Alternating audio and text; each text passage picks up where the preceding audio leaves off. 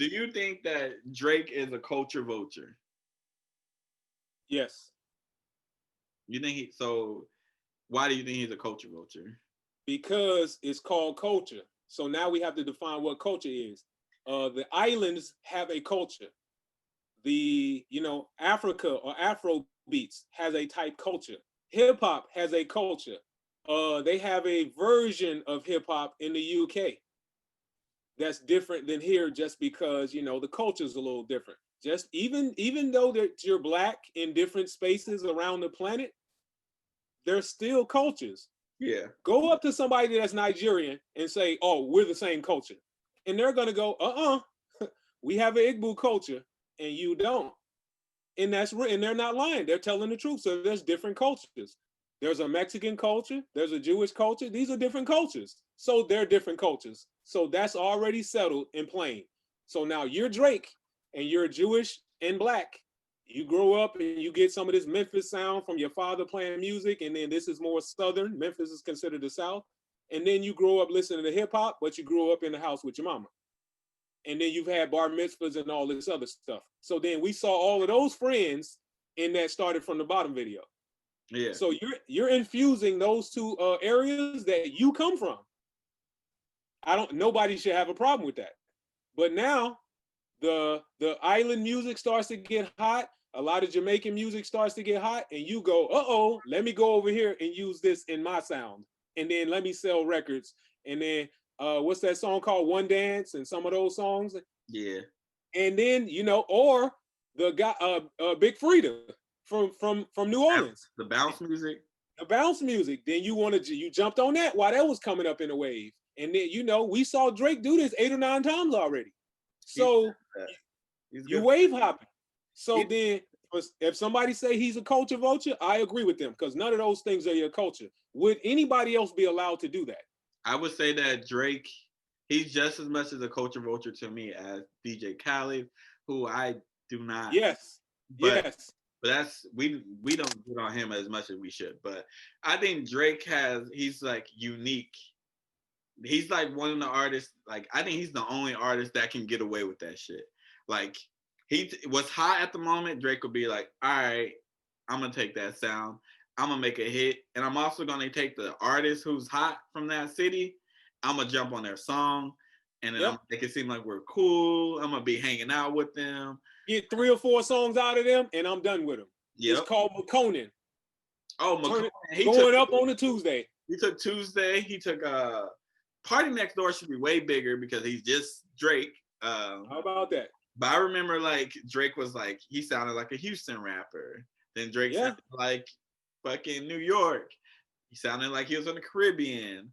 Like he's not gonna try. I don't think he's gonna try to sound like a West Coast rapper, because I don't think like the West Coast sound, like the traditional West Coast sound, is ever gonna be so mainstream.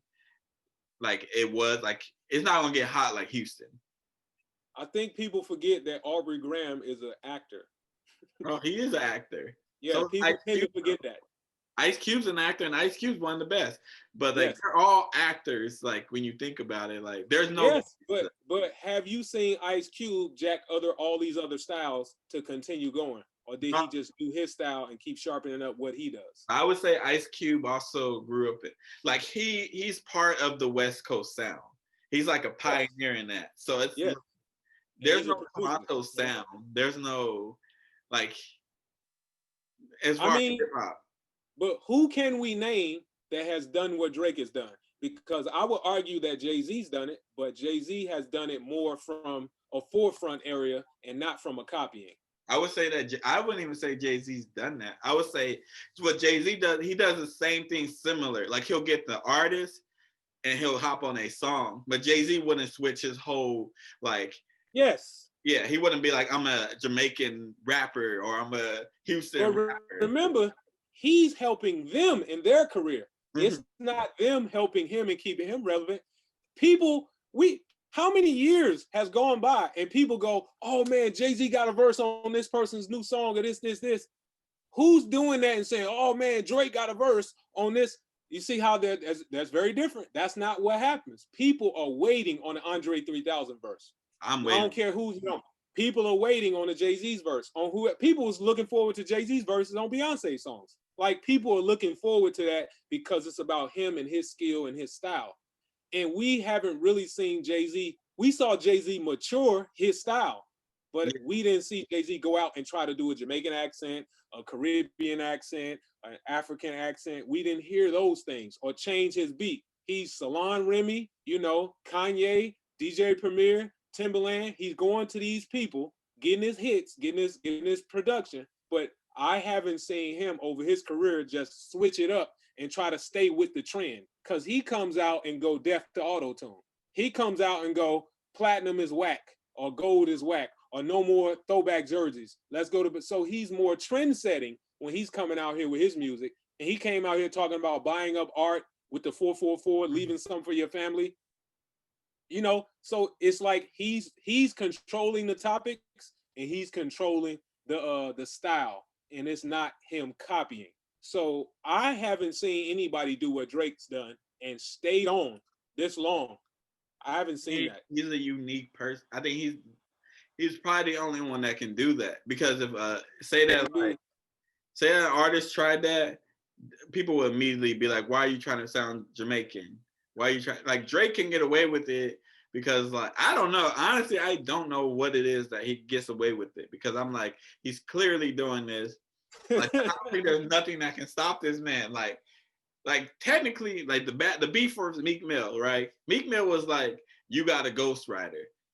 Yeah. And you're all supposed to be like, oh, that's a bad thing. You claim you're the best rapper, but you got a ghostwriter. And he somehow won that beef. Pusha T got him. He didn't win that Pusha T beef. But the thing is, but the people who aren't like listening to rap like that, they don't know who Pusha T is. Yeah, you're right. So like, to the mainstream world, Drake won because nobody knows who Pusha T is. And they didn't buy his album, but that was a good album. And that's probably one of the greatest diss records of all time, if not number one. That's close. It's up there. It's very disrespectful. He said, "Ooh, it's up there." He said his home Ether, no Vaseline, and then Adidon. I'm gonna have to go 1, 2, 3, just like that, man. Ether is overrated, but that's neither here nor there. That's here nor there. Takeover is better than Ether. Ether's beat is fucking trash. That beat is fucking trash. And he just insulting Jay-Z. Jay-Z's dropping facts and Takeover, just fact after fact. But see, it's like, do you want to watch reality TV or do you want to watch a movie? It's like that. So it's pick what you like the best. But the thing is, Ether is a whole thing. He insults you personally. The song is called Ether. Ether means a certain thing, so it was more of the totality of it. But the Takeover is a better diss, but Ether is just it's just a staple. Ether has it's like an underdog thing too. Like, you're the underdog, like you feel it. But I listen to. I'm not gonna say Ether's a trash song. No, it's not trash. But like, people be like, oh, he ethered you. I'm like, yeah. Like, yeah, it's not the best, But check this out, though. I guarantee you more people remember the lyrics to Ether than to the Takeover. Well, I know Takeover more, but I like Takeover better. But more people. I promise you, more people can rap all the Ether. I guarantee, because Takeover, the thing is, too, Takeover is not just at Nas. Takeover, he killed Mobb Deep.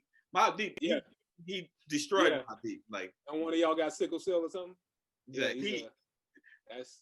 By the way, these diss tracks back in the day were very, very disrespectful. You got to fight after that. Yeah. They saying stuff like, I fucked your baby mama. Like, now you got to be like, all right, when I see you, we have to fight. Yeah. Because when I see you at the Source Awards, though, it's got to be the Source Awards, because that's the one they fight at. That's why that shit don't happen no more. They stabbing people and stuff. Yeah, but like, too far. Those songs, I went back because I was trying to make a list of diss tracks. And I was listening to them. I'm like, y'all are very, very disrespectful. Like, you need to listen to Eazy-E dissing Drake. Oh, come on, man. You gotta fight. You have to fight after that. It's past disrespect. You basically hit me in the face with a hammer, like you stabbing me in the ribs. Easy was very disrespectful. Then he had his homies come. He's like, "Come on, y'all get on track too. Y'all go at Dre too." Like my feelings was hurt when I heard that song, man. I was hurt for him. Like that's too far. It's too far. It's like you slap my mom at this point, man. You push my grandmama down in the street. They said names back then. That's the thing I respect way more. Yeah. Say their name. Don't do the subliminal, like, put the name in the song if you got a problem. Well, another part about that is you couldn't sue people then. It wasn't the same thing. The slander and libel rules were a little different then in music than it is now. So right now, you can go out and sue somebody. Shit, what Pusha T did to Drake, Drake should have sued him. Come on. Not only did Pusha T like diss his homeboy, it was all like your homeboy got a little bit to live. And he did tick. That boy 666. Hey, I felt like I was sick. I laid down. I was like, let me take a nap. I can't be listening to stuff like this. I heard when I seen the cover art for the song, when I saw the cover art, I said, "Oh, Pusha T won this one." I don't even listen to this. How you get that picture, man? Nobody's got it at all. Pusha T must have had that loaded up. He had to have it ready. Yes. And Drake didn't expect him to come back, like, because Drake's diss track was like, he was all like very, like, I'm a better rapper, I sell better type shit. Yeah, you sound like Nick Cannon trying to battle rap. That's what you sound like. You lost. Pusha T tried to use it like, oh, he mentioned my wife. He barely mentioned your wife, and it wasn't even disrespectfully. Pusha T was waiting. He was like, oh, I got this. He had it loaded already. He was loaded. Like, just say anything. That was bait. That's what it is. He fell for the bait. Okay, so where do you put that one at? Where does Adidon rank as diss tracks? Because I got it third. So I have No Vaseline. I will have Takeover, I would have Hit 'Em Up, Ether. I mean, Hit 'Em Up is up there, and you got to go LL Cool J and Cannabis. Well, there's a LL Cool J in Cannabis, and then there's a LL Cool J in Kool Moe Dee. Kool Moe Dee, yeah. Yeah, so I don't know if you heard that one, but yeah, but they're not the same because I don't take LL Cool J serious. That's my. Hold up, man. You forgot he beat up the dude that broke in his house. And he broke my man's face. I don't care what LL Cool J. He's a tough guy, man. He's not. I don't take him serious. Like, oh, okay. Yeah, like he's like the pretty boy. I'm trying to sell a record. So you saying his muscles fake like Terry Crews? That's how you gonna play him out? You're not gonna. All right, man. LL come at you, man. LL can come at me. Bring it. What he gonna do? Come at me. I'm knocking a hat off his head. All he gonna do is oil himself up and then lick his lips. Next question, man. This guy's going off